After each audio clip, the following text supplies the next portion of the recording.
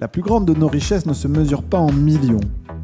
Nous vous faisons découvrir des ovnis pour vous permettre d'en devenir un, vous aussi. Sportifs, entrepreneurs, artistes, ils nous partagent chaque semaine leurs récits de véritables trésors d'informations.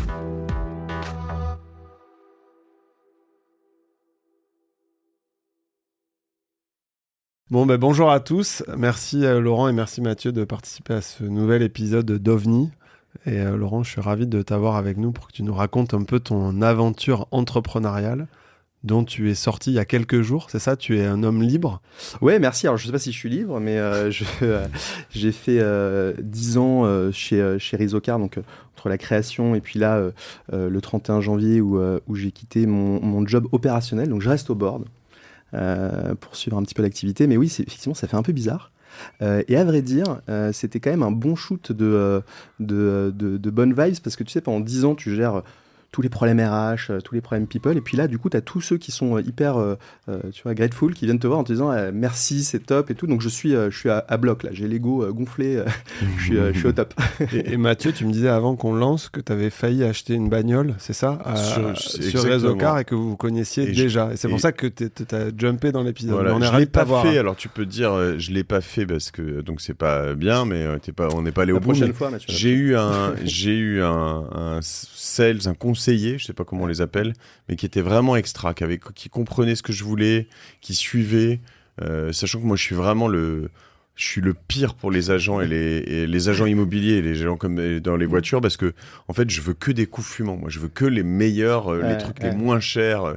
Je leur dis en gros, tu sais quoi, le jour où tu as l'occasion, des occasions, tu m'appelles, je sauterai dessus. En revanche, je tiens ma promesse. C'est-à-dire que quand tu me sors un bureau, un bien immobilier à un prix je vais le voir immédiatement et je te fais le chèque-os, etc. Il l'avait bien compris, et du coup, il m'envoyait des trucs.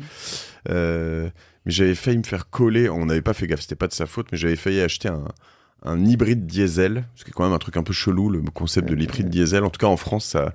Et j'ai bien fait de pas le faire, mais bon, voilà pour l'histoire. Mais j'ai fini par acheter ma Volvo, qu'il va falloir qu'un jour j'en vende parce que on veut plus de SUV maintenant dans Paris. Donc, j'ai un code parrainage. C'est vrai. Je suis chaud. Non, mais je suis chaud. On peut acheter des Tesla bien sur Rizocar. Bien sûr. Ouais. Tout. On est indépendant des constructeurs. Je sais pas ce que je veux acheter. Ça fait 3 minutes qu'on a commencé. S'il y a des gens qui n'ont pas encore compris que le métier de Laurent, c'était de vendre des voitures sur Internet, c'est comme ça qu'on peut l'expliquer. Ouais, alors même si à la fin, sur les 18 derniers mois, on a commencé à lancer un réseau retail. Donc on a un premier point de vente qui est dans le Nord. Nous, on a des bureaux à Paris, à Lille. Et on a ouvert un premier shop physique à Lille et on va en ouvrir quelques-uns cette année. Et ça fait juste un écho à un truc. Ici, nous, on bosse... Donc en plus de ma casquette OVNI, j'ai une casquette Alvo Market, qui est une place de marché sur laquelle tu peux acheter et vendre des entreprises. Et en fait, hier, j'avais un échange avec un VC qui me disait, en gros, mais vous voulez désintermédier, c'est ça la transmission d'entreprise, l'achat-vente d'entreprise. Et je lui dis, non, en fait, je pense que l'intermédiation est très importante. Et c'est marrant parce que autant tu te dis, et comme quoi même dans des choses simples, j'ai pris l'exemple de Rizocar et d'autres, et dans aussi l'immobilier, mais finalement l'intermédiation avec Internet n'a pas disparu. C'est assez fou, elle s'est plutôt assez amplifiée. Mais sur Rizocar, moi je trouve que c'était assez... je sais pas si c'est le sujet du jour, mais c'était assez ballsy de votre part de vous lancer dans un truc au moment où finalement, moi je vendais des voitures sur le Bon Coin, et tu dis, qu'est-ce qu'ils viennent faire là, pourquoi j'ai besoin d'un intermédiaire, tu vois? Ouais, je pense qu'au début, la vision, c'était de se dire que c'est un moment important. T'achètes une voiture, t'en parles à tout le monde en général. Et à ce moment-là, tu trouves personne qui est vraiment de ton côté. Et donc l'idée initiale, c'est de se dire, on va être ton meilleur copain, ton avocat, ton concierge qui s'occupe de t'aider, de te coacher pour acheter une voiture. On va le faire en facilitant la recherche. Donc, plutôt que d'aller sur 10 sites différents, tu vas sur un seul site qui est Rizocar, où on agrège le maximum de contenu automobile pour que tu trouves la voiture qui te convient. Et puis, on va le faire sans avoir de lien avec des constructeurs. Donc, comme ça, on est indépendant dans le conseil. Que tu veuilles une Volvo, une Mercedes, une Renault, une Peugeot, pour nous, en soi, c'est la même chose.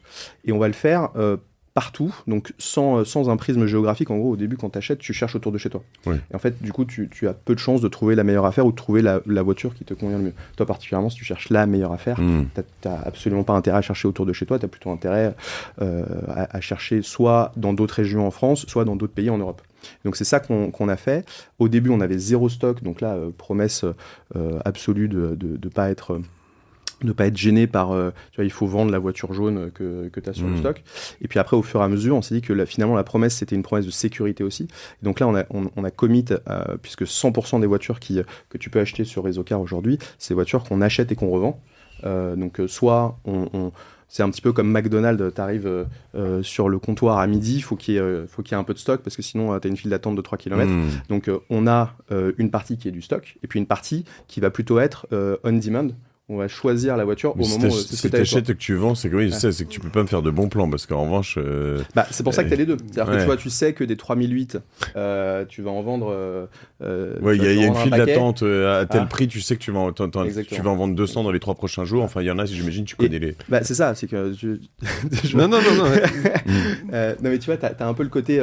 Tu sais, quand c'est un bon produit, qu'il est bien pricé, du coup, tu le préemptes pour tes clients parce que tu sais que tu vas les vendre. Et après, quand tu gardes cette poche on-demand, qui est une grosse partie de notre activité aujourd'hui, où sur la recherche, tu es une famille, tu as un 3e enfant, tu veux tel coffre, du coup, là, on va regarder et on le fait. Toi, c'est transparent pour toi. Et on le fait avec de l'achat, du leasing, on fait ta reprise, voilà. Et donc, tu as revendu et tu es, on y viendra, tu as plein de questions, un de nos associés sur OVNI. Alors j'ai investi avec OVNI. Si, tu as investi dans une holding d'investissement qu'on gère. Effectivement, un deal, un épisode qu'on a fait qui va sortir, on mettra peut-être un bip qui s'appelle Ops1000. La levée de fonds n'est pas encore publique. C'est comme ça qu'on s'est rencontrés et qu'on a échangé, parce que tu connaissais le fondateur. Exact. C'est ça. Et juste question avant de rentrer dans le pourquoi tu es là, du coup, tu vas nous expliquer, mais t'as quoi comme voiture ? Alors, en ce moment, j'ai un Defender. Les nouveaux ? Ouais, les nouveaux. Ouais. C'est bien ça. C'est bien. Alors, ça me coûte un bras et demi. Tu l'as acheté sur Réseau-Car ou pas ? Bien sûr. Et là, je change. Je vais prendre un Q7. Moi, j'ai 3 enfants, donc j'ai besoin d'un peu de place. Et j'ai une maison de campagne, donc il faut que je. C'est pas assez gros le Defender pour 3 enfants ? Non, mais c'est pour changer. C'est très chouette le Defender. Tu vas le vendre à bon prix ou pas ? Écoute, il devrait être vendu à bon prix. Ouais. Okay. Non, mais c'est une belle voiture. Tu me laisseras tes cartes tout à l'heure. Je suis chaud sur le Defender, mais. Édition limitée, 75 ans. On est sur un truc. Chaud, t'as quoi toi comme voiture ? Non, mais moi je peux pas en parler. J'ai une voiture société, ça fait 8 ans que je l'ai pas changée. C'est atroce. Une R25, à 8 ans, une Renault Safran. 8 ans, faut changer là maintenant. Non, là il faut vraiment que je m'en occupe. Et on en parle juste après. On va faire une chaise musicale. Tu vas récupérer. Moi ce que je voulais comprendre surtout, c'est ça fait 10 ans que tu as lancé Réseau-Car. Ouais. À l'époque, vous étiez 4 dans un appart. Avant, tu n'avais pas du tout fait quelque chose dans l'automobile. Et j'ai vu que tu étais chez Last Minute, etc. Enfin, tu as fait une école de commerce. Ouais. Et comprendre, si on se remet un peu dans ce contexte-là, 2014, d'où vient l'idée, comment tu lances ça avec tes associés, enfin, comprendre un peu le... Ouais. Alors moi j'ai fait une école de commerce en France à Lyon qui s'appelle l'ESDES à Lyon. Ensuite je suis parti à Londres, j'ai fait la LSI et puis c'était la crise subprime, période magnifique dans laquelle quand tu vis à Londres tu vois le monde s'écrouler quand même. À l'époque c'était un peu moins bien géré que les crises qu'on a eues récemment. Et si tu veux, à ce moment-là, tu as deux solutions. Soit tu trouves un job, et moi, les jobs qu'on me proposait à l'époque, c'était des jobs qui étaient moins bien globalement que ce que j'imaginais. Soit tu crées une boîte. Ce qui a étonné quelques amis qui m'ont dit « Mais pourquoi tu crées une boîte ?» C'était pas la mode à l'époque. Quelle année tu dis ? 2014. 2014, c'est Réseau-Car, mais ma première boîte, c'est 2008-2009. Oui, c'est ça, parce que 2014, ça commençait à être déjà à la mode. Moi, quand j'ai fait en 2005, tout le monde me regardait en disant mais moi, fais broker ou tu vas au trader, sell, je sais pas, tu vois. Les copains, quand je sors de la LSI, je leur dis je vais créer une boîte, ils me regardaient en mode oui, alors attends 2 secondes. T'es sûr ? Bitnik. Okay. Et donc on a créé une agence, une sorte de cabinet de conseil en stratégie digitale. Assez léger puisque on travaillait avec des réseaux de freelance et le job c'était quand on travaille avec des grands comptes ou des petites boîtes de trouver les meilleurs graphistes, développeurs, etc. Et j'ai fait ça pendant quelques temps avec Vincent qui va devenir mon associé après chez Rizocar, qui est un copain d'enfance. J'ai fait 4-5 ans de conseil dans un cabinet qui s'appelle Anéo. Et puis on avait gardé des clients qui étaient récurrents, fidèles avec Vincent. Et puis un jour, j'ai une copine de Londres qui m'appelle, qui dit j'ai un copain qui veut monter une boîte, mais il sait pas trop comment faire. Est-ce que tu peux l'aider? Donc j'appelle le gars. Alors pour la petite histoire, donc c'est une copine donc de Londres qui était tu vois d'Europe de l'Est, donc anglophone, et le gars s'appelle Vladimir Ruzinski. Donc j'appelle le gars en mode c'est un anglais quoi. Enfin tu vois c'est un anglophone. Puis au bout de 20 minutes, il me dit but you are French.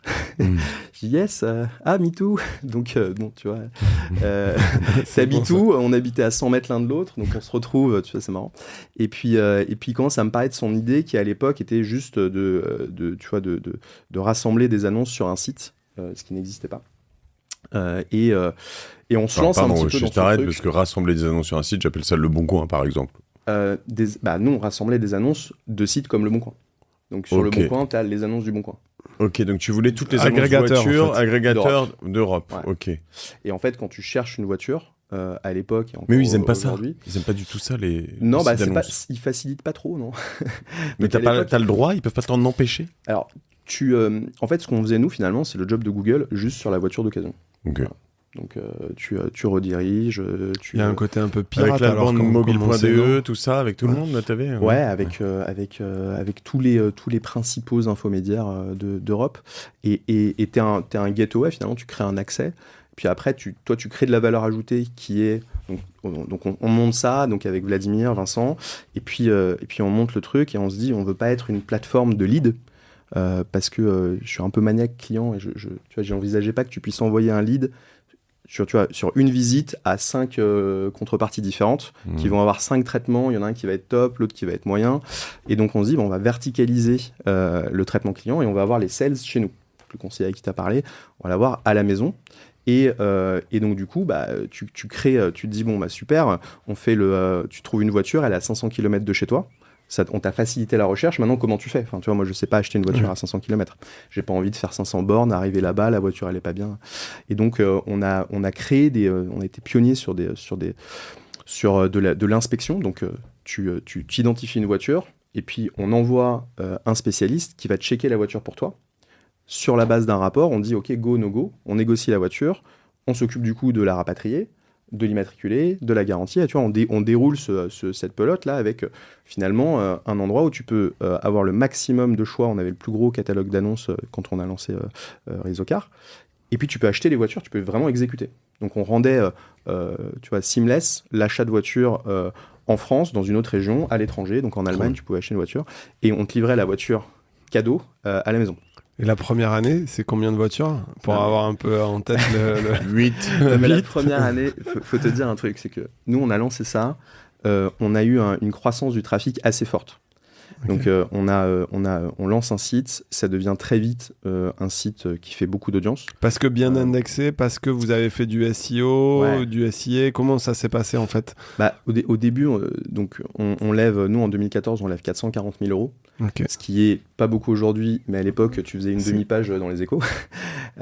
Donc on lève 440 000 euros. Auprès de Business Angel, qu'on peut citer d'ailleurs, avec qui tu es à l'aise et proche. Je sais pas s'ils veulent être cités, mais c'est des entrepreneurs à succès qui étaient déjà dans cette logique d'investissement et de soutien d'une nouvelle vague de give back. Nous, on nous a beaucoup donné à l'époque tu vois, on a un investisseur qui est incroyable, qui nous a dit, moi, on m'a pas aidé quand je me suis lancé, et je veux aider des jeunes qui se lancent. Donc, si tu mets une petite pression, parce que tu te dis, tiens, il nous fait confiance, quoi. C'est incroyable. Tu vois, dans mon post sur le départ là, de Rizocar, je les ai rementionnés, parce qu'en fait, un projet, au début, tu le lances, il existe que par la confiance. Parce qu'il y a des gens qui font confiance et qui mettent leur argent sur toi. Tu vois, donc, c'est un sentiment très fort. Enfin, moi, c'était dans cette levée de fonds qu'on a faite, le fait qu'il y ait des gens qui te fassent confiance alors que tu as globalement un site qui a un POC, un PowerPoint et ton envie, peut-être un petit peu de talent, mais il ne sait pas l'apprécier, tu vois. Donc toi, tu es à fond, mais qui te fassent confiance et qui te disent « Ok, go !»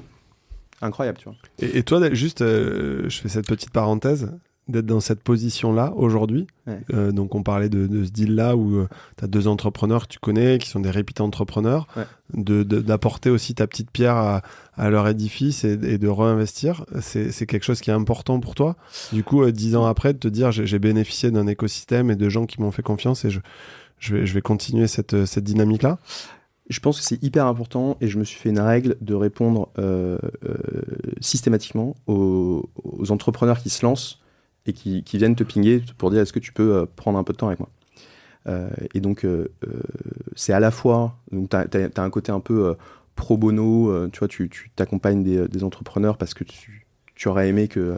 moi, à l'époque, l'écosystème startup, il est ouais, 2014, il n'y a pas grand-chose. 2014, c'est le tout début, quoi. Ça s'est accéléré de façon incroyable. Et aujourd'hui, on est dans une vraie industrie. Mais à l'époque, tu vois, tu n'as pas de ressources. Tu vois, c'est quand même light. Donc je le fais systématiquement. Je pense que l'investissement, c'est aussi une manière de le faire, qui est beaucoup plus sélective. Parce que étant entrepreneur, tu sais le chemin qu'il faut faire. Et donc, du coup, tu prices ça. Mais oui, il faut le faire, bien sûr. Moi, je mettrais en étant des deux côtés maintenant, je mettrais en fait, il faut faire attention dans ce que tu dis quand tu es entrepreneur et que tu dis c'est incroyable, ils me font confiance. Faut faire, je trouve, de plus en plus attention à la réciprocité. C'est-à-dire que souvent aussi, tu donnes la chance à l'investisseur de venir à ton capital. Tu vois, j'ai eu... là, récemment, une expérience dans laquelle j'ai investi, j'ai perdu. Un vieux truc, hein, bien avant OVNI. Mais c'est le premier sur lequel je perds, d'ailleurs, et j'en ai fait pas mal, hein, quand même. Il y en a d'autres qui viendront probablement, mais... Et bon, honnêtement, l'entrepreneur, pour vous donner quelques insights, en fait, on devait faire un bridge, il avait un truc qui arrivait derrière, on n'avait pas toutes les infos, il avait une dette URSSAF de maboule, et en fait, il a, genre, 6 mois après qu'on ait investi quand même 1 million, le mec a explosé, quoi, si tu veux. Donc, c'était quand même un peu limite, quoi. Mais il s'est quand même un peu foiré. Mais aujourd'hui, il se fouette, quoi, tu vois, et puis, donc, il nous propose de rentrer dans sa boîte suivante au prix du nominal, etc., j'ai dit oui, mais je veux dire, j'ai envie de lui dire, mais mec, c'est quoi, on a joué, on a perdu. Ça fait partie du game, quoi, tu vois. Je me suis planté. Alors, je pense qu'il essaie de se racheter aussi une confiance. Il veut qu'on ait confiance en lui, mais finalement, il y a un moment... à chacun de faire sa due deal, on rentre, et donc il faut, en tout cas, c'est hyper important de se mettre à niveau, et pas, tu vois, je trouve moi j'ai été habitué, quand j'ai commencé les premiers invests, j'allais, et ils ont changé depuis, et je les admire et je les adore, mais j'allais chez Isaïe, j'allais chez Partech, j'allais chez Ventec en 2007, je l'ai regardé, mais c'était... tu vois, je tremblais. Pour moi, c'était... c'est un peu comme si t'allais, je sais pas, aujourd'hui chez Point9 ou chez nos amis de Sequoia, et que t'es là en mode... Bah non, en fait. Si tu rentres chez moi, mec, t'as de la chance, et j'ai de la chance que tu sois là. Mais, tu vois, non, mais c'est clair, non, mais t'as raison. Et c'est... moi, je parlais du sentiment, tu sais, que quelqu'un te fasse confiance. Oui. Mais effectivement, il faut se mettre... c'est le truc le plus précieux que tu aies, le capital de la boîte. Donc quand tu autorises quelqu'un quand tu permets, et idéalement tu choisis tes investisseurs, ça c'est un vrai truc, mais c'est un peu comme des entretiens. Quand tu vas dans un entretien et que tu te dis ah cool, ils m'ont pris, ok, mais toi est-ce que tu les prends? Je pense qu'il faut en tout cas se mettre dans une posture. Je pense que c'est rassurant pour l'investisseur de poser autant de questions qu'on va te poser dans un invest, quoi, en fait, dès le premier rendez-vous. T'es d'accord ou pas? Ouais, non, je suis d'accord. En fait, c'est juste que je pense que culturellement, comme tu dis, il y a eu une vague d'entrepreneurs, en tout cas 2007, 2014, etc., pour qui recevoir de l'argent, si tu veux, c'était pas naturel, et donc tu avais ce poids, cette responsabilité sur eux. Ensuite, notre écosystème a grandi avec peut-être certains effets de bord où tu as des entrepreneurs qui disaient bon, je sors d'une grande école, si je lève pas 2 millions sur un PowerPoint, c'est que les mecs face à moi, c'est des cons. Et donc, cette espèce de mouvement où tu avais des mecs qui cramaient du cash, qui avaient aucune idée de la valeur de leur boîte, et cette déresponsabilisation de l'entrepreneur. Et je pense que les 2 années qu'on vient de passer, où tu as une baisse des montants injectés, une baisse des valos, etc., a permis de renouer avec un peu le moment qu'a connu Laurent quand il a lancé sa boîte, où les choses deviennent un peu plus équilibrées. On a des entrepreneurs qui vont un peu mieux gérer leur cash. Ouais, c'est vrai qu'honnêtement, il y a quelques années, moi, je comprenais pas pourquoi. Alors que j'investissais de l'argent, si j'investissais pas, on me traitait de con. Et quand j'investissais, c'était, comme tu dis, non mais écoute, si tu perds, ça fait partie du jeu. Ouais, enfin bon, à un moment donné, toi en tant qu'entrepreneur, fais le job jusqu'au bout et jette pas l'éponge au bout de 12 mois. Mais bien sûr, tu vois, c'est... Non mais t'as un équilibre, mais c'est ce que tu dis, c'est un petit peu comme tu sais, la gestion des boards.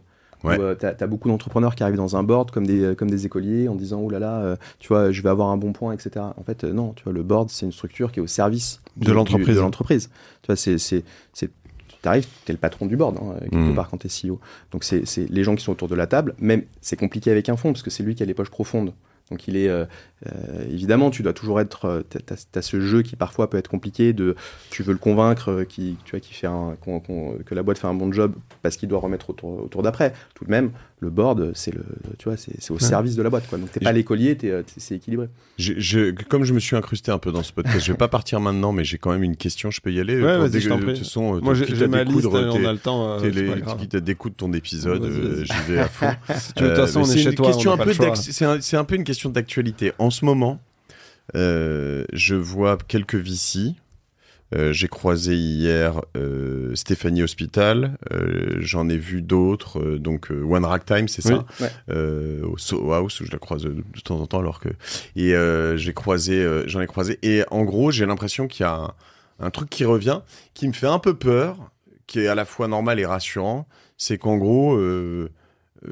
on va quand même miser sur du repeat entrepreneur. J'ai un peu l'impression qu'il y a un moment là où on va se dire t'es un bloc de 25 ans, t'as jamais monté de business, tu débarques et tu montes un truc, même si t'es très smart et que t'as une bonne équipe, ça va être plus compliqué quand même, quoi. C'est le cas, vous en pensez quoi?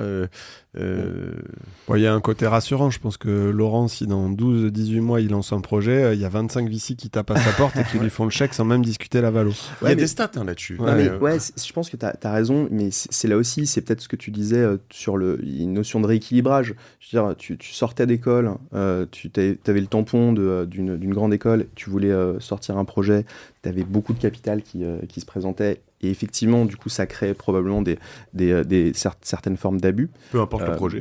Peu importe le projet. C'était l'école qui montait. Non, mais c'était un peu le truc de trop bien, il y a une équipe et tout. Bon, peut-être que ça rééquilibre. Et effectivement, alors, les repeat entrepreneurs, je pense que ça a toujours été bien financé. Tu vois, surtout quand tu as fait une belle histoire. En revanche, je pense que ça donne plus de chance à des seniors d'une industrie qui veulent faire une aventure entrepreneuriale, qui était un petit peu regardée comme des outdated, ils sont pas dans le game. Et t'avais deux gars qui sortaient investir dans un mec de d'école. 45 piges il y a 10 ans, c'était quand même un peu... Je pense que du coup, c'est plus cette catégorie qui va peut-être bénéficier de se dire, bon ok, peut-être qu'ils ont géré des crises. Il y a une génération comme ça là-dedans qui s'en sort bien, quoi. Ceux qui ont justement entre 35 et 45, 50 ans en ce moment, ils ont bénéficié il y a 10 ou 15 ans, ils en bénéficient toujours, en plus ils ont acheté des apparts pas chers, putain. On a vraiment des enfoirés avec nous. Voilà. Si vous avez 20 ans et que, suicidez-vous, c'est le... Je vais regarder les stats sur AudioMins, de savoir c'est quoi la tranche d'âge, et puis on cuttera ce passage. Tu les auras pas sur AudioMins, tu les auras sur Spotify. Sur Spotify, ok. Non, mais c'est vrai, t'as raison, il y a une forme on redistribue un petit peu, et puis après, c'est toujours un écosystème dans lequel t'as des... Je veux dire, quand tu dis hier, il faut de la croissance à tout prix, on s'en fout de la bottom line, et qu'aujourd'hui tu dis non, en fait, il faut de l'EBITDA pour que la boîte, elle soit OK. Tu vois, j'ai discuté hier avec un entrepreneur, je peux pas dire qui c'est, mais c'est une belle boîte qui a fait des belles levées de fonds. Dans quel univers? Dans un univers, non, je peux pas dire, c'est trop. Il y en a pas tellement, donc. Mais c'est vraiment, c'est une belle boîte. Ils ont fait un super parcours, ils ont levé beaucoup de fonds, et là ils se retrouvent dans une situation où ils doivent faire de la croissance, faire de l'EBITDA, et en fait. Tu vois, tout de même, quand tu es entrepreneur, déjà, quand tu es entrepreneur de start-up, tu bouges beaucoup, tu te réinventes, la boîte change, et déjà faire de la croissance, ça se fabrique, c'est pas incantatoire, c'est pas parce que tu dis on fait de la croissance que t'en fais, mais quand tu dois en plus avoir une espèce d'injonction un peu contre nature, tu vois, sur une start-up, il y a un moment où quand même le sujet c'est pas tant de faire de la perte ou pas, c'est de pas, tu vois, moi j'étais outré de voir des gens qui se félicitaient quand tu faisais x3 en business et x8 en perte. Là il y a un problème, tu vois. Et ça a été surfinancé ces dernières années. Ouais, je pense que ça a été corrigé. Mais c'est un peu c'est quand la marée descend qu'on voit ceux qui n'ont pas de maillot. C'était Chirac, ça, je crois. Warren Buffett. Bon, ok, bravo. Tu vois, Chirac, il en a une autre. C'était quand les escadrilles, c'est les merdes qui volent en escadrille. Mais en l'occurrence. Ce qui est hyper difficile quand même je sais pas si tu as des idées de métriques, que ce soit pour cette boîte ou même un peu dans l'absolu, c'est que tu vas avoir des boîtes, là j'en balance comme ça, Swile, Alan, Conto, machin, qui sont celles qui d'ailleurs s'en sortent plutôt pas si mal en ce moment. Mais en gros, elles vont être valorisées 2, 3, 4, 5 milliards. Et puis, il y a quelques années, et puis aujourd'hui, elles doivent être rentables. Et puis tu te rends compte qu'elles font 80 millions de chiffre d'affaires et qu'elles se font 2 millions d'EBITDA. Enfin, je dis une connerie, mais c'est ce genre de choses. Et là, tu dis, il y a un peu un problème dans l'équation de pourquoi est-ce qu'elles valent toujours 2 milliards? Est-ce que c'est le boulot des fonds, ça. Ouais, écoute, moi, je peux pas cracher dans la soupe ou jeter un pavé dans la mare, mais déjà, moi, j'ai pas financé ce type de boîte-là. Ouais. Vu que j'ai investi surtout en tant que business angel avant d'être sur OVNI, j'ai vraiment plutôt essayé de chercher des sociétés où justement je voyais des exits possibles, plutôt entre 50 et 200 millions, et je suis sorti justement sur des levées à 50, etc. Et je ne suis pas resté sur le 200 millions à 2 milliards parce que je savais qu'il était théorique, je savais qu'il y avait des cascades de liquide pref. Donc pour les gens qui nous écoutent, qui ne savent pas ce que c'est que quand il y a un fonds qui vient et qui met 200 millions, la règle c'est le last in, first out. Ça veut dire qu'avant que moi je gagne de l'argent, lui va déjà se rembourser. Et donc l'IFO, comme vous l'avez appris en cours de compta. Quand il y a des séries A, B, C, D, E, F, en fait vous pouvez rêver pour revoir votre argent. Donc, ce qui est d'ailleurs profondément injuste, tu vois, quand tu es dans les premiers tours, tu prends quand même le maximum de risques. Et effectivement, la mécanique fait que cette ingénierie financière, elle fait que quand tu me diras. Alors dans les boîtes super hautes, elles sont pas toujours, c'est pas toujours accepté. Hein, mais aux US, ils commencent à déstacker a priori ces rangs de préf pour que ça soit un peu plus équilibré. Mais juste, tu sais, on raconte dans ce podcast pourquoi on a monté OVNI et le but c'est de donner les coulisses. Moi, je suis venu aussi vers ce métier de VC parce que j'étais frustré de ces prefs, d'avoir pris tous les risques en tant que business angel, d'avoir structuré les boîtes, d'avoir aidé à recruter, et de voir des mecs arriver qui mettaient 1 million, 2 millions, qui mettaient les kits pref, qui de temps en temps respectaient pas les pactes qui avaient été signés. J'étais obligé de me battre pour pouvoir réinvestir mon prorata. Et les kits pref, il faut dire aussi que ça peut être une fois ta mise. Donc, tu as un fonds qui arrive qui met 30 millions, tu peux avoir une liquide pref à une fois. Donc, c'est-à-dire que si la boîte se vend 30 millions, tu récupères les 30 millions. Si c'est 40, tu récupères les 30 et après le reste est redistribué. Tu peux avoir des liquides pref x2. Non, mais moi, j'en ai vu avec du TRI garanti à x3 ou x5 en tant que business angel. Enfin, j'ai dit, au fond, c'est une honte ce que vous faites. Mais l'entrepreneur était pris à la gorge et à un moment donné, il n'avait pas le choix. Alors, moi, j'en ai vu une récemment. Je l'ai signé, j'ai gueulé, mais comme tout le monde l'a signé, y compris tous les gens de la place que tu connais habituellement. Mais dans lequel il y avait une liquide pref pour le founder. Moi, j'étais premier round, mais les founders, l'équipe dirigeante, était dans les catégories. Donc, en fait, ils avaient aucun incentive. Généralement, toi, les actions ordinaires, elles te concernent comme les founders, en l'occurrence, non ? C'est pas tout à fait normal d'avoir un founder qui souvent, t'as un premier rang, je sais pas, ça dépend. Si, du coup, je suis plus aligné avec lui du tout. Tu vois, j'ai quand même un peu l'impression d'être le dindon de la farce. C'est-à-dire que là, tu te dis, il va plus jamais me défendre, en fait. Écoute, on en parlait, je crois, sur un autre épisode où on disait justement, je crois que c'est avec Augustin que tu racontais ça, où après, tu fais confiance sur les entrepreneurs en qui tu crois et sur lesquels tu mises, pour que justement, peu importe ces liquides pref, etc., à un moment donné, ils te respectent et ils aillent au bout. Toi, au-delà des 440 000 euros, tu as fait d'autres levées avant, on a fait 2014, 440. C'était tous les 2 ans, quoi. Donc 2014, 2016, 2018 et 2020. Fin d'année 2020, on a vendu à Société Générale.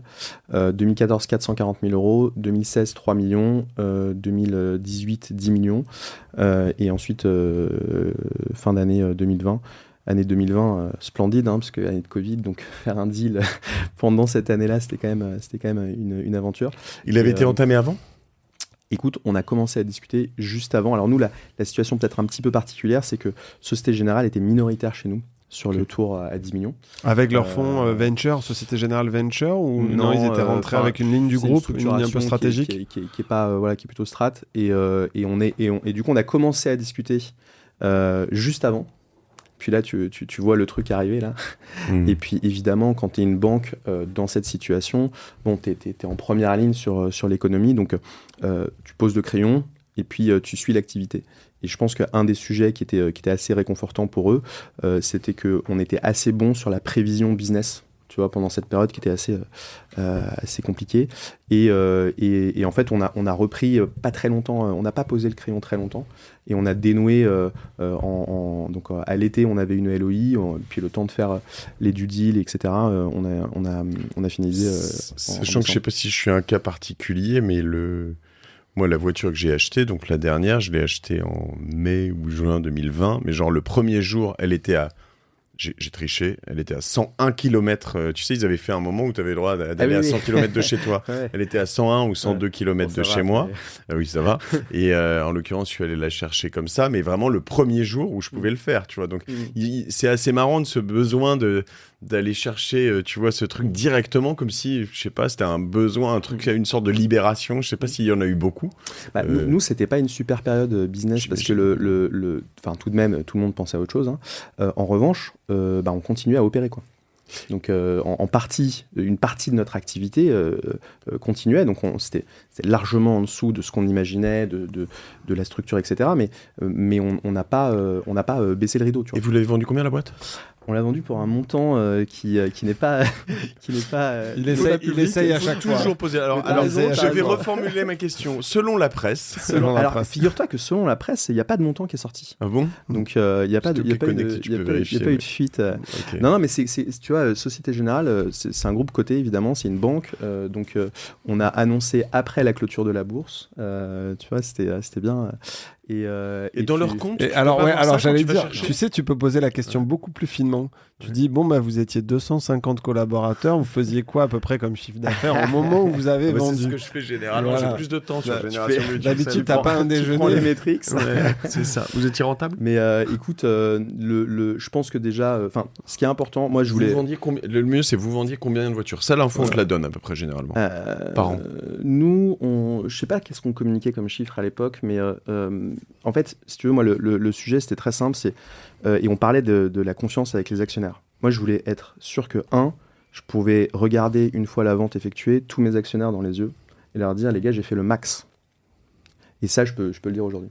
2, il fallait que le staff, l'équipe de management soit contente de faire la vente, ce qui était le cas. Et puis 3, il fallait que l'acquéreur soit content de faire le deal. Je pense que c'était le cas. Je pense que c'est une belle exit. C'est dommage qu'on n'ait pas pu communiquer sur le montant. Donc, plus de presse. Avant de filer, moi je leur avais dit, si on communique sur le montant, on fera plus de presse. Il aurait 3 fois plus de followers sur LinkedIn. Je vais vous donner une technique de podcasteur qui fonctionne dans d'autres trucs alors pour le faire. Donc, tu demandes le nombre de voitures vendues, ok ? Et tu commences par ça, en fait. Généralement, on te le donne, plus ou moins. Donc, le nombre de voitures... Mais il faut commencer par ça. Oui, d'accord. Parce que là, tu vas plus nous donner. Si je vais me faire corneriser. Non, mais on pourra pas te le reprocher. T'as pas le droit de le dire, mais on pourra pas te le reprocher. Ouais, non, mais j'ai pas le droit de le dire. T'as pas le droit de nombre de voitures ? T'as pas le droit de dire à peu près ? Non, les infos qu'on donnait, c'est combien on avait de visiteurs, par exemple. Parce que c'est des données publiques. C'est difficile. Tu vois. Ah, mais c'est non, mais les voitures, tu vendais plutôt. Je vendais beaucoup. Genre 5000 voitures ou 50 000 voitures par an ? Non, 50 000, c'est beaucoup en France à cette époque-là. Donc on était. Ouais, on avait plusieurs milliers de clients, on va dire. Donc ça peut être... 30 000 visites par mois. Non. non. On a entre 1 million et 2 millions de visites par mois. Ah oui, donc tu vois... je sais pas si tu regardes, on va dire 2000 voitures vendues par an. Il est bon parce que là, du coup, je suis obligé de dire... non, c'est plus. Donc voilà, 5000. Tu vois, 5000. Donc t'as 5000 voitures par an. Prix de voiture, combien tu dirais, Arnaud, une voiture d'occasion 15 000. C'est marrant, ce que vous faites, c'est un peu, tu sais, la discussion quand t'es au resto et que t'essayes de décrypter un business. Ah, mais ça, je le fais tout le temps. Moi, je le fais tout le temps aussi. Donc attends, il y a combien de couverts 15 000 x 5, c'est 65, c'est ça 65 000 alors 15 000 fois 5 000, ça fait 65 millions. Alors le chiffre d'affaires. Les 15 000. Attends, je suis sur le trafic. Les 15 000. Pomme espace. Nous, on a une moyenne de prix de vente qui est quand même beaucoup plus élevée. Ok. Donc 25 000. 15 000 fois 25 000. Bah toi, ta voiture, elle valait combien, Mathieu, quand tu Elle valait 50 000. Okay. Et on a... Non, mais on aurait dû communiquer sur le montant. 37 millions. 37 millions. Tu fais là-dessus une marge moyenne de 12%. 10%. Il me regarde. 37 millions. Allez, ça fait 5 millions de marge brute. T'as pas mal de collaborateurs. Ça vaut 50 millions. Nous cherchons le regard improbable. Il y a toujours, en fait, normalement, la vraie technique, c'est toujours taper un peu plus bas. Parce que ça agace. Tu vois, genre, si tu dis, ouais, tu l'as vendu 25 millions, là, t'as le mec qui saute au plafond. Tu sais quoi, je peux pas te laisser dire ça. Je vais confesser quelque chose ici. Il y a 2 épisodes que t'as jamais sortis, c'est ça, dans ta vie, que t'as enregistré. Ouais. Si celui-là est le 3e, c'est que c'est toi le chat noir parce que tu braques les invités. Mais on braque pas. On a rien dit. Écoute, au chausse-pied, tu sais. Ce qui est intéressant. Et là, t'écoutes. Là, il a balancé le truc. Non, mais écoute, c'est intéressant. Moi, j'aime bien faire ça. Je ne peux pas commenter. Je ne peux pas confirmer ou infirmer. Néanmoins, je pense que l'essentiel, en fait, il y a un petit peu un piège sur la valeur de boîte. Parce que tu as des très belles boîtes. Tu vois, on vient de le dire, sur les liquides pref, tu vends une boîte à 150 bars, à 350 bars, il y a 0 qui revient aux actionnaires. Est-ce que tu as fait ton job d'entrepreneur ? Tu vois ? Moi, je suis mal à l'aise, par exemple, d'entrepreneurs qui ont fait des très très grosses levées, qui ont fait des cash-out dans ces levées, et la boîte est allée au tapis après. Donc, tu vois, quelque part, cette évaluation-là, moi, je l'aime bien parce que ça, quand toi, t'investis dans une boîte, tu cherches à calculer ça et je fais ce calcul-là. À la fin, c'est un peu ce que je te disais, c'est est-ce que les actionnaires historiques, ils étaient heureux d'avoir investi ? Oui. Est-ce que nous, on était heureux de sortir ? Oui. Est-ce que l'acquéreur était heureux ? Oui. Bon, t'as fait un deal. Non, en fait, il y a de la création de valeur pour tout le monde. Ouais, t'as fait un bon deal, tu vois. On a fait un bon deal. Et après, effectivement, donc tu vois, c'est frustrant parce que tu peux pas donner le montant. Et moi, j'avais dit à l'époque, il faut qu'on donne le montant parce que si on donne le montant, comme c'est une belle sortie, ça va faire beaucoup plus de presse, tu vois. Et moi, j'ai une question. Bon, là, on fera un autre podcast un jour, mais sinon, plus sur le.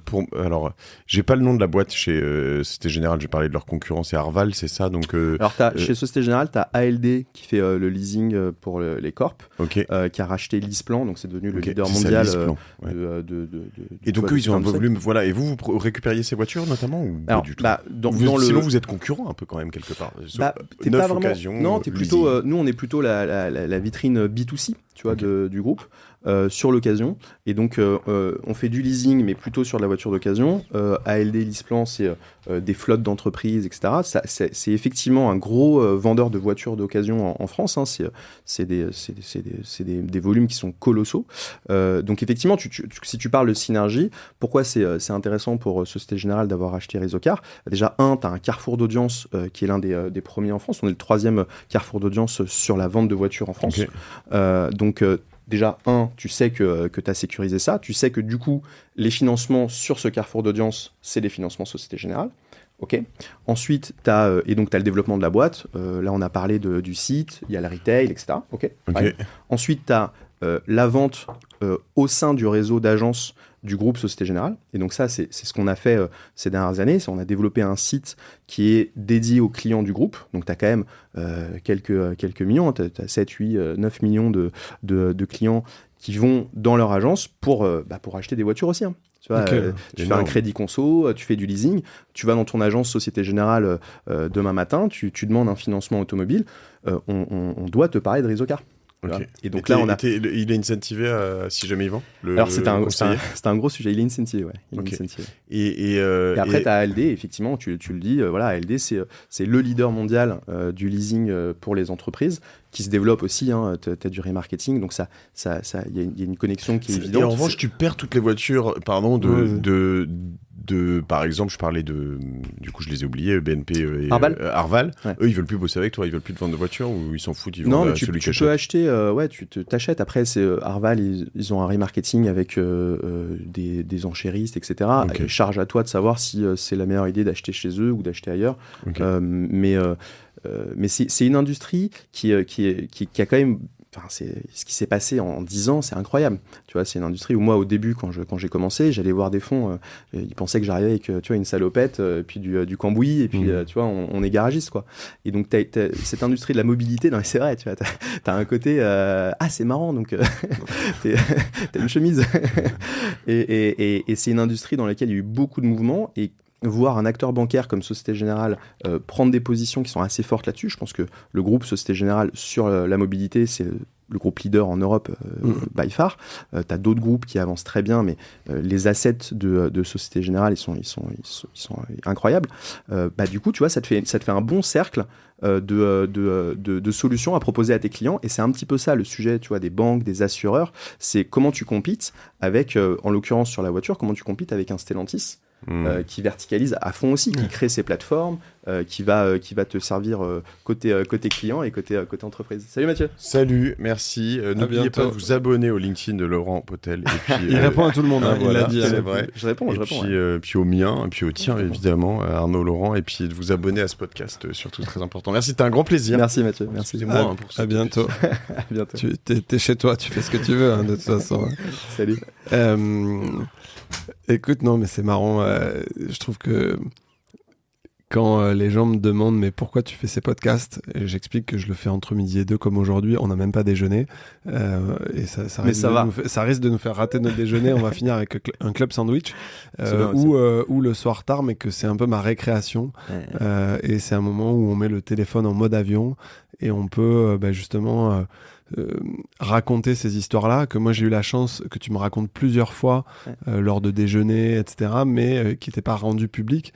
Et en fait, le lien entre nous, c'est pas la société dont on a parlé, Opsmill, qui t'a financé, mais la première fois que je t'ai contacté, c'est parce que justement, moi, j'avais levé 1,2 million avec Société Générale sur mon véhicule d'avant, et ils avaient identifié 4-5 entrepreneurs dont ils étaient proches. Donc il y avait Nicolas qui avait monté Shine et toi, et il m'avait dit ça serait bien que tu les rencontres, et c'est comme ça qu'on s'était parlé il y a 4-5 ans. Exactement. Ok. Et écoute, pour moi j'avais fait une trame et tout, donc Mathieu a tout cassé, mais c'est pas grave, on lui en veut pas.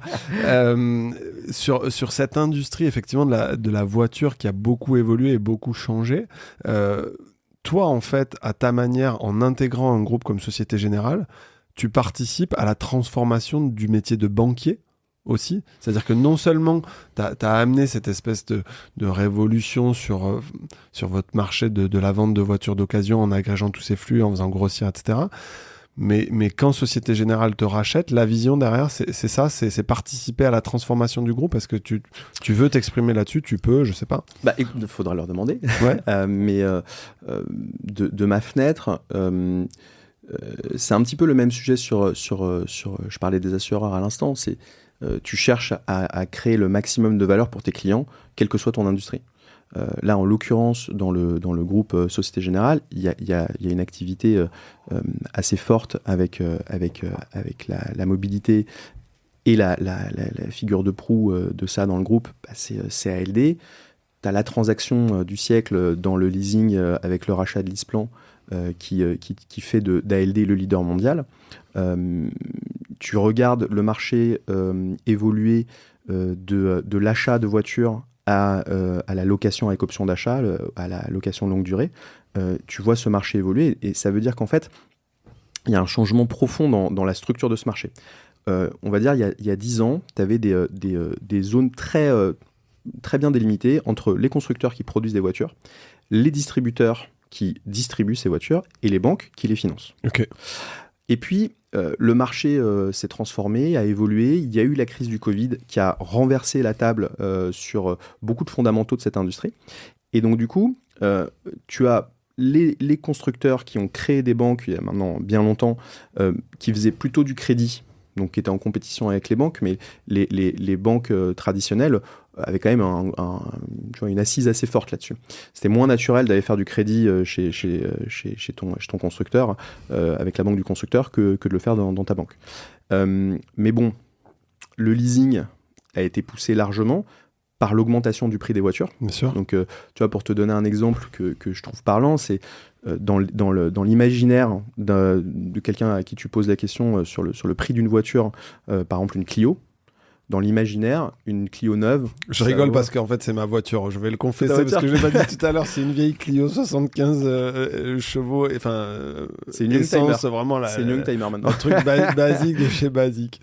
Dans l'imaginaire, tu te souviens comment tu l'avais acheté neuve ou pas? Non, parce que justement, moi, je mets les mots-clés urgents sur le bon coin et c'est comme ça que ça part. Non, mais dans l'imaginaire, une Clio, ça vaut 15 000 €. Alors que neuf, aujourd'hui, ça sort à quoi, 25, c'est ça? Ça sort à 25. Ouais. Et donc, évidemment, le portefeuille des clients n'a pas suivi cette même courbe. Et donc, le sujet pour que les voitures neuves puissent continuer à être vendues, ça a été de transformer la vente en une location avec option d'achat. Et donc, du coup, le prix de la voiture devient secondaire. Ce qui compte, c'est la mensualité. En l'occurrence, sur de la LOA, comme tu ne payes que ce que tu utilises, tu vas avoir une mensualité qui va être moins élevée qu'une mensualité d'un crédit. Okay. Et donc, du coup, ce faisant, les constructeurs sont allés à la fois un petit peu grignoter sur la distribution, parce que Internet se développe, transactions à distance, etc. Et puis, sont allés grignoter aussi du côté des banques, en intégrant dès la pub que tu vois dans la rue ou à la télé, en intégrant directement la mensualité. Tu vois même plus sur des pubs tu vois dans la rue, tu vois même plus le prix de la voiture. Bien sûr. C'est une mensualité Punto. Non, c'est vrai, ouais. Et donc du coup, en neuf, c'est devenu la norme, le leasing. Donc c'est la grande majorité du marché. Donc du coup, quand tu es une banque, tu regardes tout ça, tu te dis attends, je suis en train de perdre la bataille sur le financement des voitures neuves, 1 million de transactions en France. Il y a le marché des voitures d'occasion, 5,5 millions de transactions par an en France. Je veux pas perdre la bataille sur le financement des voitures d'occasion. Donc, du coup, Et cette augmentation du prix des voitures, finalement, ça a favorisé l'essor de ton business parce que y a une partie, justement, de la clientèle et des potentiels acquéreurs qui s'est de plus en plus tournée vers l'occasion. Est-ce qu'on les voit, ces courbes-là, si on prend les 15-20 dernières années, ou non, c'est resté assez stable, les chiffres que tu donnes? Alors, dans les dernières années, tu as quand même le Covid qui vient heurter beaucoup de capacités d'analyse sur le marché, sur la dynamique du marché. Donc, tu as un marché qui est quand même tendu sur l'occasion. Là, ces 2 dernières années, c'est plutôt un marché qui recule, mais parce que c'est un marché qui a augmenté de 20 à 30% en valeur. Donc, une voiture... la même voiture, il y a 2 ans et aujourd'hui, elle vaut 20% plus cher. Donc, tu as un vrai sujet. Tu vois, tu as un vrai sujet de est-ce que tes clients ils peuvent continuer à consommer et c'est pour ça qu'aujourd'hui, tu vois, là, l'an dernier, en 23 et en 22, plutôt sur un marché qui se contracte, c'est que les gens reportent leur achat parce que c'est devenu onéreux. Plus là, tu as eu l'an dernier l'augmentation des taux, donc s'endetter pour acheter une voiture, c'est devenu plus compliqué. Donc je dirais pas que ça favorise le business. Alors nous, dans un marché qui décroît, on a continué à faire de la croissance. Donc on a une trajectoire qui est opposée à celle du marché. Mais je dirais pas qu'on en a particulièrement bénéficié. En revanche, c'est sûr que ça accélère le mouvement vers la location avec option d'achat et puis la location longue durée pour, tu vois, comme un nouveau mode de consommation qui n'existait quasiment pas pour les particuliers il y a 10 ans et qui est en train de devenir une norme admise et un mode de consommation même privilégié. Bon, on est parti directement dans l'épisode sur les modèles, les voitures, etc. Parce que Mathieu a l'air d'être passionné par ça. On a des associés aussi qui aiment ça. Moi, en l'occurrence, ça ne m'a jamais trop intéressé. Donc désolé, je le confesse également. Moi, ce qui m'intéresserait pour finir, si on se laisse une dizaine de minutes pour les gens qui nous écoutent, c'est de comprendre comment tu passes de ce stade d'artisan où vous êtes 4 à un industriel où tu as 250 collaborateurs. Quels ont été tes challenges, toi, en tant que patron, qui a dû évoluer avec ta boîte en termes de culture d'entreprise, en termes de management, parce que ce passage de 0 à 250 collaborateurs, je pense qu'il ne se fait pas tout seul. Et par moments, il se fait dans la douleur. Et voilà, on essaye de se dire, avec OVNI, on va permettre aux gens d'apprendre quelque chose, et il faut qu'ils ressortent de ce podcast en ayant appris quelque chose. Et qu'est-ce que tu dirais à des entrepreneurs, des fondateurs de startups qui viennent de lever un seed ou une série A et qui se disent bon, ben ok, en fait, la trajectoire qu'a fait Laurent, c'est la trajectoire que je dois prendre. Et voilà tout ce à quoi je dois m'attendre. Qu'est-ce que tu peux leur dire ? Alors, c'est un vaste sujet. Je pense qu'il y a déjà, un des éléments, je pense, marquants dans la trajectoire de Réseaucar, c'est qu'on a construit une vision de ce qu'on voulait faire. Et typiquement, tu vois, la mission que je donnais tout à l'heure avec Mathieu, là, sur, en fait, finalement, c'est quoi Réseaucar ? Très tôt, on a dit, c'est faciliter la recherche, sécuriser l'achat. Okay. Et cette phrase qui résumait notre activité, dont on se servait pour lever des fonds en 2014, c'est la même phrase dont je me servais pour expliquer en 2020 et aujourd'hui encore ce que c'est Réseaucar. Je ne l'avais pas encore en tête, moi, aujourd'hui, ce côté sécurisation de l'achat. Ouais, parce que, alors, je te parle pas forcément avec un client ou tu vois dans des conversations comme ça, mais quand tu dois expliquer à des investisseurs ou peut-être à la presse aussi. Ce qui te démarque et différencie des autres, c'est ça. Et c'est quoi ta mission ? Bah, finalement, on se raccrochait souvent à cette phrase.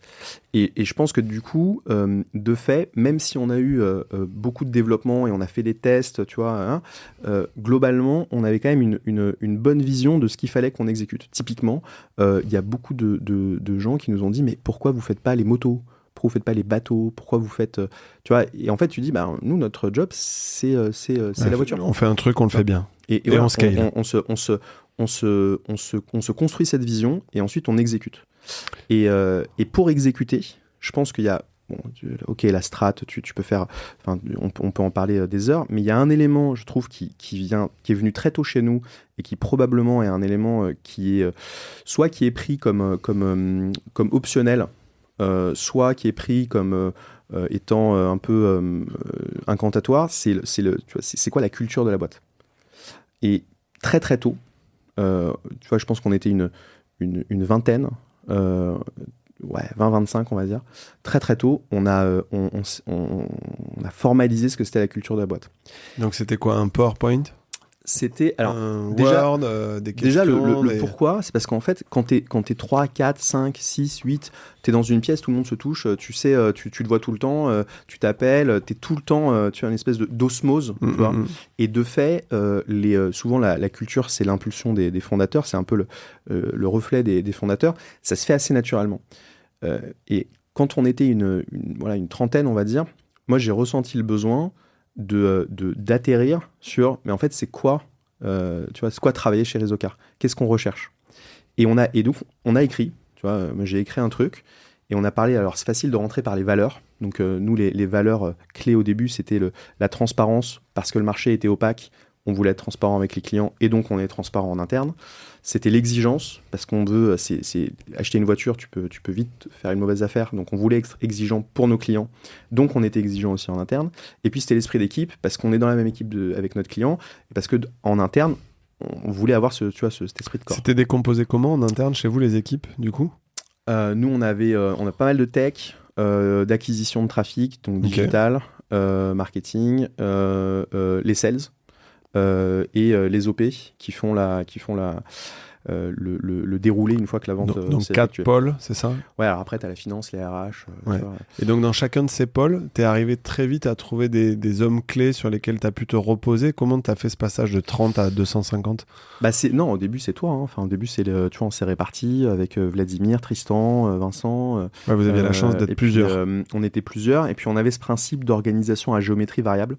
C'est un truc que j'aime beaucoup aussi, c'est de se dire, et de le répliquer à tout le monde dans la boîte, c'est de se dire, il y a un moment où, par exemple, Vincent, il s'occupait des RH, parce que c'est lui qui avait le temps, et puis l'envie de le faire.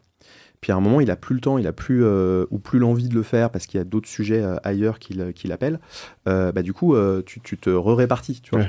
Ouais. Et donc, quand tu mixes ce principe de, ok, on est flexible et tout, avec une culture où tu te dis, voilà qui on est, et du coup, tu le verbalises. Et nous, on s'en servait tous les mois. On fait un kick-off pour dire ce qu'on a fait et là où on va.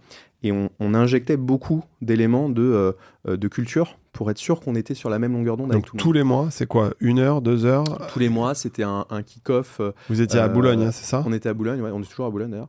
Et 90% des collaborateurs sont à Boulogne? Non, on est 250, tu dois en avoir, il y en a une dizaine qui est sur le terrain, donc partout en France. Okay. Il y en a une partie qui est dans le shop, donc ça doit être 4-5 personnes. Et puis après, tu as, on va dire, 3 quarts à Paris, 1 quart à Lille. Ok. Et d'ailleurs, l'éloignement géographique, enfin la distance géographique, c'était un sujet. C'était un peu le même sujet que quand on a pris un 2e étage, mais vertical, tu vois. Donc, du coup, tu te dis, attends, il y a une verticalité là, dans quel ordre, tout ça, c'est des enjeux, quoi. Et je trouvais que tu vois, verbaliser la culture, en parler beaucoup, ça permet d'expliquer des décisions, tu vois, assez facilement. Ça permet de savoir qui tu veux recruter. Des décisions comme quoi? Des départs, des arrivées, parfois des partenariats, parfois des sujets un peu compliqués, tu vois. Je veux dire, t'es 40, c'est jamais agréable de faire partir quelqu'un. Personne se lève le matin pour faire ça, surtout pas quand tu crées une boîte. Moi, c'est l'un de mes drivers principaux, c'est créer des parcours, tu vois, créer des trajectoires. Et donc, du coup, souvent, tu reviens à la culture. Et tu vois, dans le recrutement, par exemple, nous, évidemment, tu recrutes sur les compétences, mais on recrutait et on recrute beaucoup sur la culture. Ok, il faut qu'il y ait un fit culturel fort avant de... Ouais, faut qu'on se dise, c'est quelqu'un qui va s'inscrire dans ce qu'on construit depuis des années. Je te dis pas qu'il faut des look-alike, qu'il faut des gens qui se ressemblent, parce que la différence, c'est une richesse dans la culture aussi. Mais pour autant, tu peux pas avoir quelqu'un qui est orthogonal avec la culture. Je te prends un exemple un peu bateau, mais et d'ailleurs, souvent quand une histoire se finit mal avec un collaborateur, on remonte à l'entretien et on se dit, est-ce qu'on aurait pu le voir? Tu vois, et moi, je me souviens d'un conseiller qui vraiment avait eu un comportement scandaleux avec une cliente. Mais en fait, c'est pas possible, c'est pas nous, quoi. On parle pas comme ça aux gens, c'est pas notre truc. Et donc, quand tu remontes à l'entretien, tu dis, en fait, on aurait pu le voir, parce qu'à un moment, il avait dit ça. On n'avait pas noté. Tu vois, mais des signaux faibles. Ouais, signaux faibles. Okay. Et du coup, tu recrutes plus sur la culture que sur les compétences. Est-ce que ça, c'est pas le risque de beaucoup, justement, de boîtes qui ont cette forte croissance et un enjeu de staffer et de suivre la croissance, et tu peux pas mettre le même niveau d'exigence. Tu sais, nous, dans le VC, on dit toujours qu'on fait aussi un fonds avec OVNI qui est petit, parce qu'on pense qu'aujourd'hui, en France, t'as pas le marché pour la profondeur de marché pour déployer un fonds de 100 à 150 millions pour faire de l'early stage, dans une logique de venture capital où tu vas chercher des boîtes que tu dois revendre entre 150 et 500 millions d'euros. Et en fait, je pense que sur les startups, c'est un peu pareil, non? Ouais, c'est un peu ce sujet-là. C'est quand tu fais un onboarding où tu as 20-30 personnes et que tu as des enjeux business, parce que quand tu onboardes les gens pour déployer un plan. Bien sûr. Donc, tu as une pression à recruter le plus tôt possible des gens qui vont se mettre au travail avec toi, avec l'équipe, pour exécuter le plan. Écoute, je vais te dire un truc. À chaque fois qu'on a fait ça et qu'on s'est pressé sur des recrutements, il y a eu des erreurs de recrutement. Et si je te dis erreur de recrutement, c'est vraiment, c'est de notre faute, quoi. C'est pas, on peut pas dire non, c'est parce qu'il est pas bon, parce qu'elle est pas comme ci, comme ça. Non, c'est nous qui faisons une erreur. Quand tu recrutes mal, c'est toujours toi qui fais l'erreur.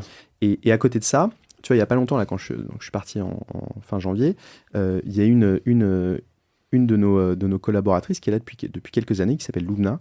On l'a recrutée à la finance. À l'époque, on est vraiment en galère. Enfin, il y a un ETP qui s'appelle Mohamed. On est, tu vois, vraiment, on est en déficit. Il nous faut vraiment quelqu'un. Et on a mis 6 mois à recruter. Et j'ai vu plein de monde. Et le jour où je l'ai rencontrée, je me suis dit, ok, c'est elle. Ouais, c'est marrant. Et je lui ai dit quand elle est arrivée, et elle me l'a redit là. Tu vois, à mon départ, elle m'a fait une super mot et tout. Et elle me l'a redit, elle a dit, en fait, quand tu m'as dit que vous avez mis autant de temps pour recruter et que c'était moi, elle m'a dit, tu peux pas t'imaginer l'effet que ça m'a fait. Et je pense que c'est un truc, et de fait, c'est une ressource incroyable pour la boîte. Bien sûr. Qui est resté plusieurs années, qui a encore un super parcours, qui vient encore de progresser, qui est en train de progresser chez nous. Ok, tu vois. J'aurais pu me presser, recruter vite parce qu'on avait besoin, et peut-être que ça se sera mal passé, tu recrutes, enfin tu vois, c'est compliqué. Donc ton conseil à un entrepreneur qui va passer de 0 à 250 collaborateurs, c'est pas se presser, faire attention au recrutement. T'es des boîtes people, tu vois. Ouais. Donc du coup, c'est pour ça que je dis, il faut commencer par donc vision claire, culture, valeur. Et puis quand tu recrutes, il faut être le plus exigeant possible. Okay. C'est là où ça se passe. Enfin, tu vois, on est des Bien boîtes, tout ça, c'est du people en fait. Quand tu fais attention. Tu l'as lu le livre d'Antoine Fraisse, ça fait plusieurs fois que je le cite, Recruter les meilleurs ou pas? Ah non, alors moi j'ai lu, oui, je l'ai entendu. Faut que je le. Bon, Antoine, si tu nous écoutes, il faut que tu envoies un livre à Laurent. Et je veux bien en parler parce que j'avais lu, tu sais, ce bouquin The Players, qui est une super méthode de recrutement. Je pense que c'est une super méthode de recrutement et d'ailleurs c'est un bouquin vraiment à lire parce que c'est vraiment c'est une méthode quoi. Nous d'ailleurs on a implémenté exactement cette méthode chez Réseaucar, les différents types d'entretiens, etc. Je pense que le recrutement, tu vois, sur la culture, il y a 2 équipes clés. Il y a le recrutement, parce que qui tu fais rentrer dans la boutique, et le recrutement, après, tu suis l'onboarding, et puis ça devient des HR après avec la gestion de la carrière, mais le recrutement, et puis la com. Et la com, c'est l'animation de cette culture au quotidien, et être sûr qu'on communique, tu vois, la communication dans une boîte, c'est directement la capacité à faire circuler l'information, c'est directement relié à la performance pour moi. Quand tu empiles tout ça, ça marche. Tu te mets dans les meilleures dispositions. Après, tu as le marché, voilà, il y a plein d'ailes. Et est-ce que toi qui as fait une des meilleures écoles de commerce en Europe, peut-être pour finir là-dessus, est-ce que tout ce que tu as appris ces 15 dernières années, tu l'avais eu assez sur les bancs de l'école ou finalement pas tant que ça? Parce que moi, honnêtement, je suis comme toi, je fais des erreurs là-dessus, sur des recrutements, etc. Ça m'a coûté cher dans mes précédentes aventures. Et je trouve que dans les études que j'ai fait, c'est quelque chose qui était inexistant. Ouais. Tu vois, à la LSI, alors j'ai même repris, pour te dire, il n'y a pas très longtemps, enfin il y a quelques années, mais j'ai repris des cours de la LSI pour la partie incentive. Okay. Tu vois, pour bien gérer les incentives, et puis il y a des règles assez... Et donc là je suis allé rechercher dans ma cave, tu vois, les bouquins et tout. Pour la partie people, je pense que c'est en fait, ce qu'on appelait le management, tu vois, de manière un peu générale, mais qui en fait est jamais relié au people. Tu parles jamais de people, tu vois. Ouais. Je veux dire, comment recruter, comment faire des points, donner du feedback, faire progresser les gens. Tu l'apprends pas en réalité. C'est un trou dans la raquette énorme aujourd'hui dans les parcours académiques. J'ai l'impression. Hein. Dans les parcours académiques. Tu vois, moi je me souviens quand j'étais en école, le côté HR, c'était quasiment du legal, quoi. Tu vois, on me disait, ok, bon, voilà le cadre légal, les obligations, on te dit pas. Et c'est, je pense, un point là-dessus, je pense que c'est une inclinaison des écoles qui sont incentivées à prendre des docteurs. Et moi, je te dis ça, la LSI, c'est le temple de la recherche, tu vois. Donc, c'est incroyable d'avoir accès à ceux qui pensent la discipline, tu vois. Mon premier cours à la LSI, c'est un cours d'innovation. C'est la nana qui est l'une des quelques références mondiales sur le sujet. Génial, tu vois, super, incroyable. Mais tu vois, du coup, le côté pratique. Ouais, on en revient toujours au même. Non, mais ça manque un petit peu. Alors je te dis ça et puis en mars je vais aller à la LSI rencontrer des étudiants parce qu'ils m'ont invité à faire un truc donc ok, mais je veux dire tout de même ça manque de la vie réelle et de ce que tu n'es jamais vraiment préparé au final à rentrer dans la vie de l'entreprise et à te comporter et dans différents cas. Tu as des cas qui sont des cas très positifs, des cas qui sont des cas de crise ou des cas qui sont très difficiles. Du coup, tu vois, c'est pour ça, quelque part, que les podcasts, tu vois, ils viennent remplir ce rôle-là. Parce que c'est ce que j'allais dire. Moi, j'écoute beaucoup, tu vois, Mathieu, quand tu as sorti le podcast, je regardais avec Stéphanie, il n'y avait pas très longtemps, de l'Estre de Capa.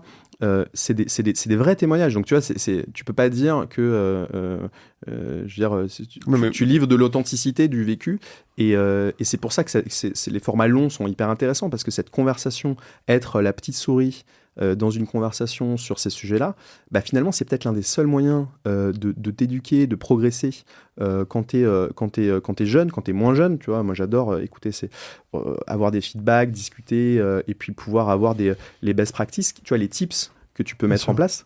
Parce qu'effectivement, tu le retrouves assez peu. En fait, c'est une espèce de boîte à outils. Moi, c'est vrai que j'écoute Mathieu depuis très longtemps et c'est aussi pour ça qu'on s'est associés. C'est une boîte à outils qui n'existe pas encore tant que ça en France sur le métier du VC. C'est pour ça que nous, on s'est dit on va construire OVNI à travers cette série de podcasts et on va rendre public plein de choses dont les gens n'ont jamais entendu parler, que ce soit les 14 sections que tu dois remplir pour avoir ton agrément AMF ou les mécaniques de gestion d'un fonds. Et c'est vrai que je pense qu'aujourd'hui, s'il y a autant d'essor, d'effervescence autour de ce média-là, c'est parce qu'il y a une vraie attente qui est jamais comblée dans le parcours scolaire, dans la carrière professionnelle, dans les boîtes aussi en interne. Hein. Tu as certaines boîtes où tu as une vraie culture de la formation, etc. Mathieu parlait de Swile tout à l'heure, où je sais qu'ils ont des choses qu'ils mettent en place pour justement beaucoup former en interne, parce que quand tu passes de 0 à 500 ou 800 collaborateurs, si tu mets pas cette espèce d'énergie à former les gens, à les faire grandir, ça fonctionne difficilement. Donc, ok, écoute, on a complètement explosé le timing de 45 minutes. Ah ouais, d'accord. Et on va vraiment prendre une pomme. Non, mais c'est intéressant. Donc, merci à ceux qui seront allés jusqu'au bout de cet épisode. J'ai été ravi de plonger un peu plus dans cette industrie de l'automobile avec toi, en tout cas de la vente de voitures d'occasion. Et merci à Mathieu de s'être joint à nous, même s'il a complètement cassé mon plan et les petites questions que j'avais préparées avec Laurent. On l'embrasse. C'est pour ça qu'on a dépassé. Et voilà, c'est pour ça qu'on a dépassé. En fait, exactement. En fait, on va couper le passage de Mathieu, on va mettre que le reste. Merci beaucoup à toi, Laurent, de ta confiance, d'avoir investi dans des holdings d'investissement qu'on gère et d'avoir accepté de venir raconter un peu ce beau parcours d'entrepreneur. Et Laurent, je le dis parce que on l'a pas dit encore, Laurent n'a que 38 ans. C'est gentil de dire que et en fait, moi je trouve ça fascinant de se dire que en fait, dans une vie professionnelle, tu as déjà fait tout ça à l'âge que tu as et tu vas encore refaire une boucle, 2 boucles, 3 boucles. Enfin, en fait, tu as encore plein de choses à faire et je trouve que ça, c'est formidable. En fait, d'avoir des entrepreneurs qui ont ton âge, qui vont pouvoir redonner à l'écosystème, partager, faire ce retour d'expérience, etc. Franchement, c'est vraiment fantastique. Donc, merci d'avoir pris le temps et ravi de t'avoir avec nous. Merci. Salut tout le monde, à bientôt. Et comme le dit Mathieu, abonnez-vous, 5 étoiles, tout ça. Allez, salut, ciao. Salut.